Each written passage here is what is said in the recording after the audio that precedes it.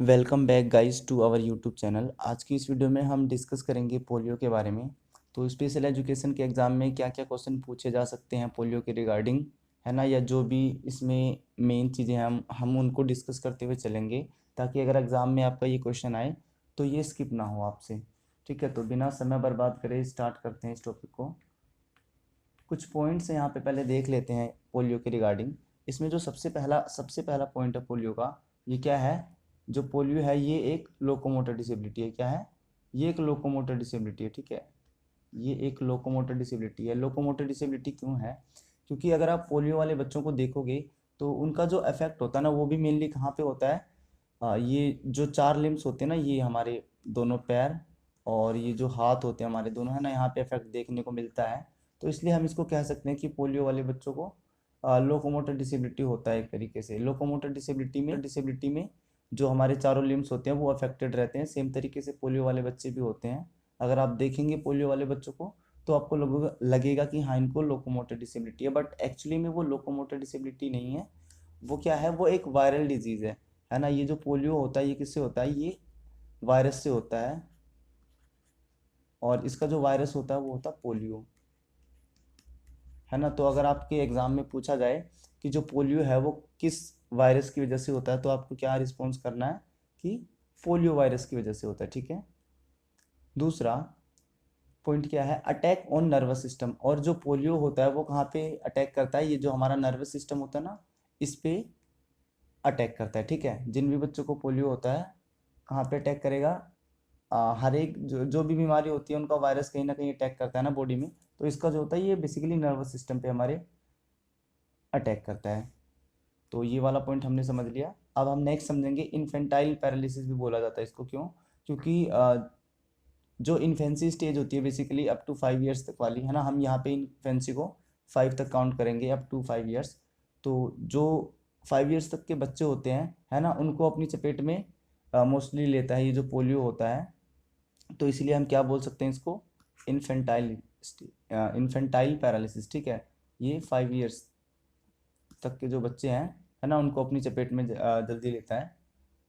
तो हम कह सकते हैं कि पोलियो का दूसरा नाम ये क्या है? इन्फेंटाइल पैरालिसिस को इसको हम बोलते हैं। और जो पोलियो है इसका पोलियो का पूरा नाम होता है पोली माइलिट्स। मैं लिख देता हूँ यहाँ पे, ये जो पोलियो होता है इसका पूरा नाम क्या है?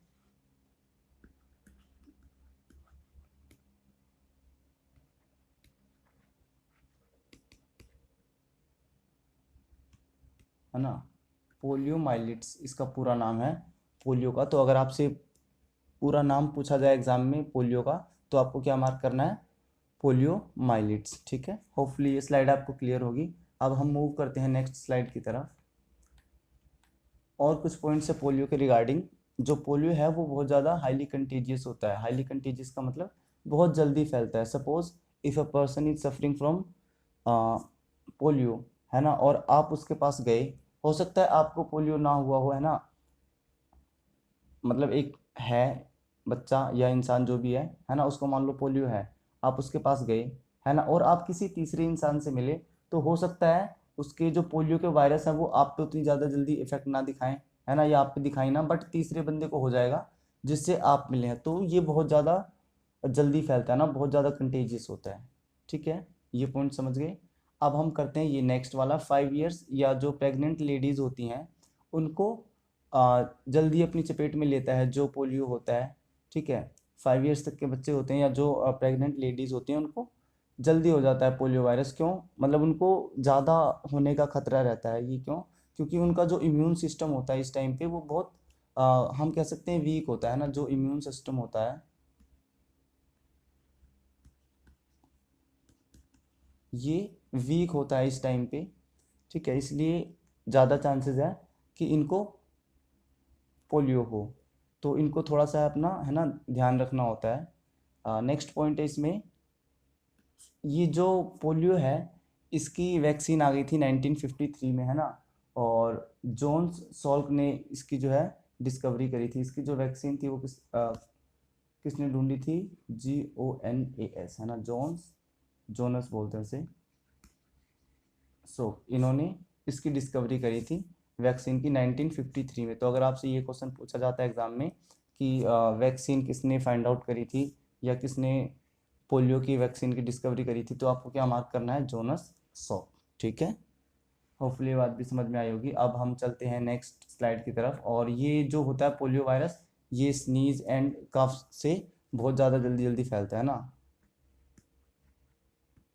स्नीज और कफ। ठीक है, राइटिंग बहुत ख़राब हुई है, थोड़ा सा प्लीज़ मैनेज करना। आगे चलते हैं हम नेक्स्ट स्लाइड पे। अब हम कुछ सिम्टम्स देख लेते हैं पोलियो के, जैसे कि वायरल फीवर। क्या है, वायरल फीवर।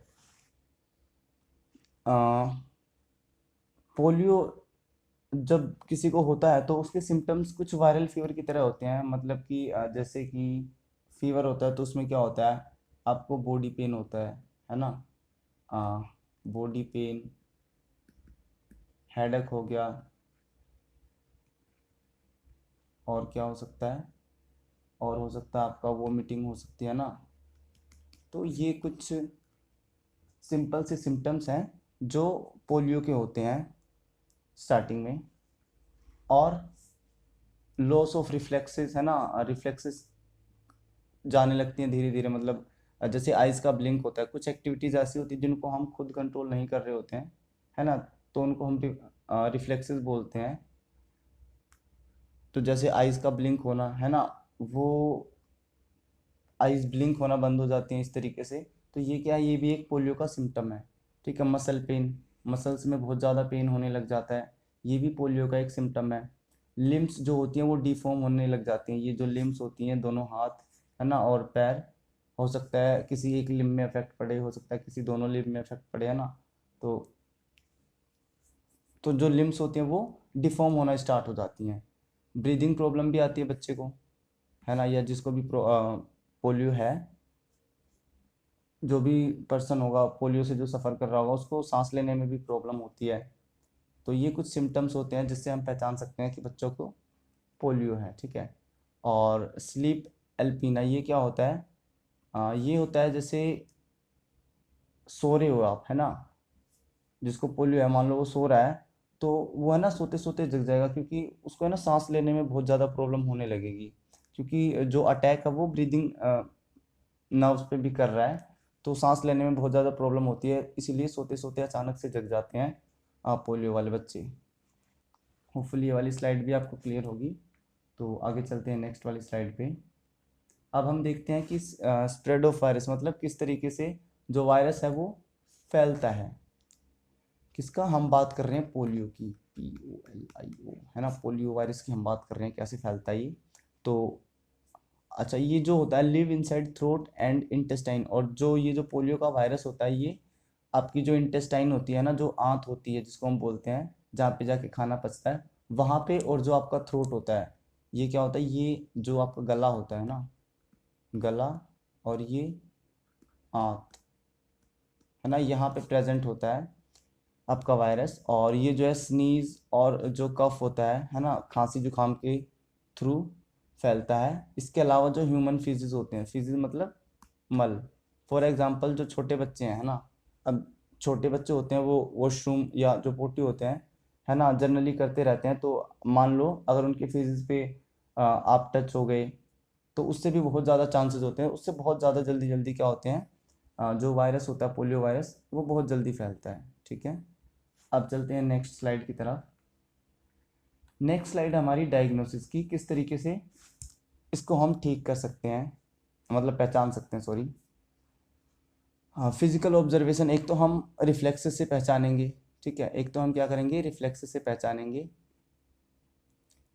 जैसे हम उनकी रिफ्लेक्सेस को चेक करेंगे, जैसे आइज ब्लिंक होती है, तो ऐसा ना हो कि वो आइज ब्लिंक ही ना कर रहा हो, है ना, बहुत देर तक ब्लिंक ना कर रहा हो, तो हो सकता है कि उसको पोलियो हो, हम कह सकते हैं। या जो जहाँ पे हम 100% श्योर हो जाते हैं, वो कौन सी क्या चीज़ होती है, हम लैब टेस्ट करवा सकते हैं ना, स्टूल का और गले का, है ना, जो फीसिस होती हैं और जो थ्रोट गले का हम टेस्ट करवा सकते हैं। उससे हमें श्योरिटी हो जाती है ना, जब टेस्ट हो जाता है तो पता चल जाता है कि हाँ ये प्रॉब्लम है, तो वहाँ पे हमें पता चल जाएगा कि हाँ पोलियो है बच्चे को। ठीक है, होपफुली स्लाइड भी आपको समझ में आई होगी। अब हम मूव करते हैं नेक्स्ट स्लाइड की तरफ। नेक्स्ट में है ट्रीटमेंट। ट्रीटमेंट किस तरीके से इसका करना है हमें, पोलियो वायरस का, तो इसके लिए हम वैक्सीन का यूज़ करते हैं। क्या करते हैं? वैक्सीनेशन, है ना, वैक्सीन का यूज़ करते हैं। इसकी वैक्सीन कब आई थी? 1953 में। ठीक है, और किसने फाइंड आउट करी थी?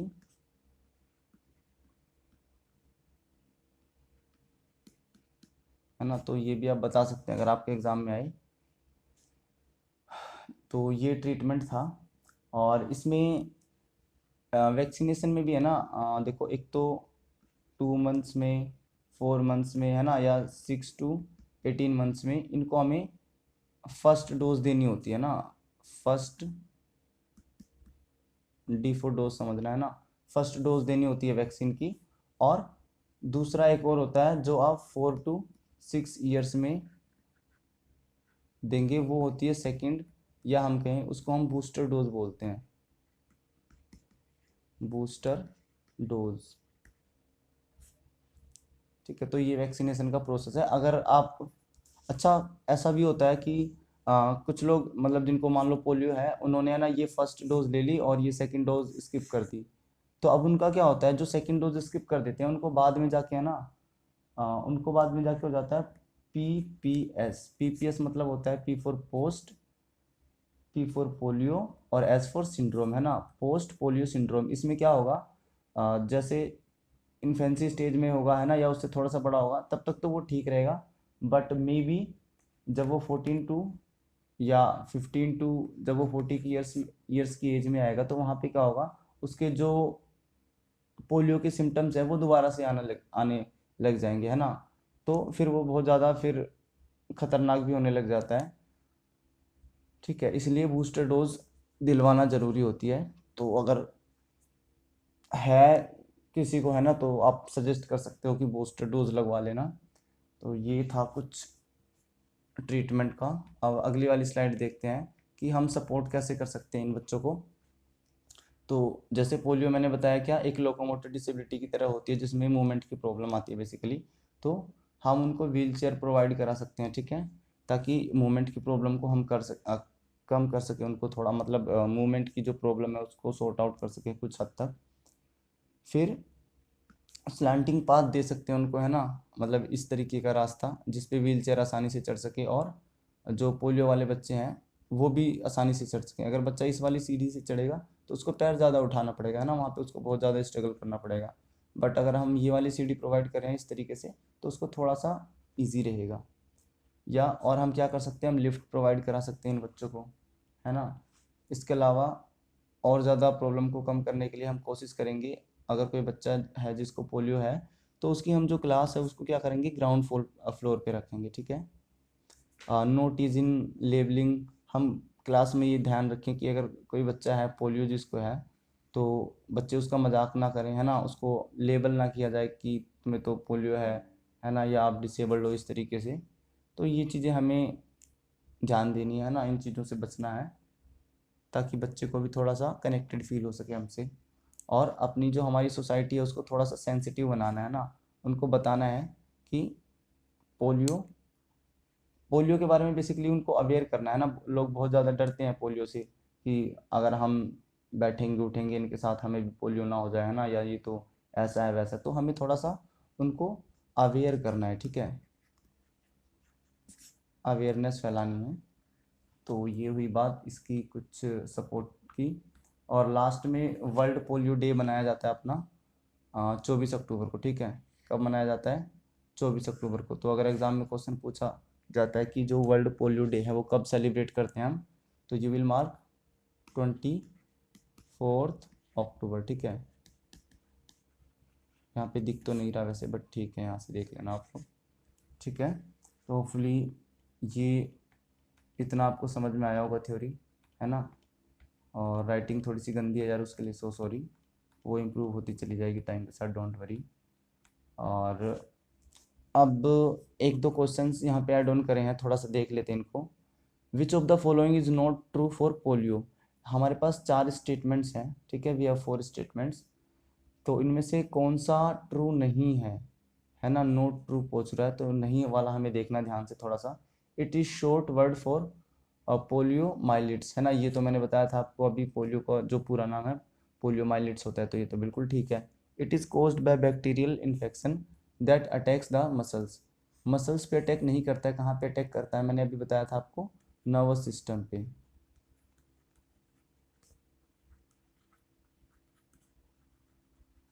ठीक है ना। और एक मिनट,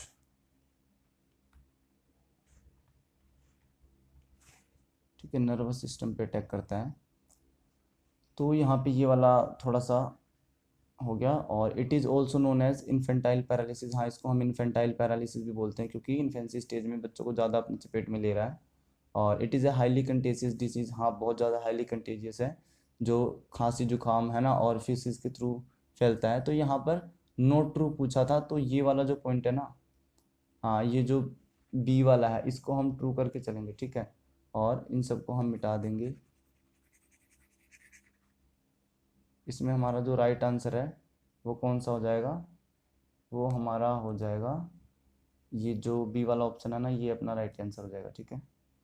नेक्स्ट क्वेश्चन की तरफ हम बढ़ते हैं।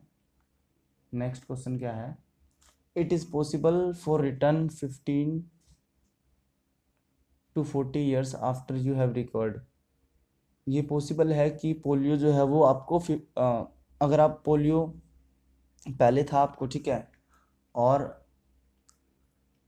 अभी आपने मतलब दवाई वगैरह ली और वो पोलियो ठीक हो गया ना, तो ये पॉसिबल है कि वो बाद में जाके 15 to 40 years की एज में फिर से अपीयर हो जाए। तो वो कौन सा केस था, अब वो मैंने आपको बताया PPS, ठीक है, पोस्ट पोलियो सिंड्रोम, ठीक है। तो ये थे कुछ दो क्वेश्चंस।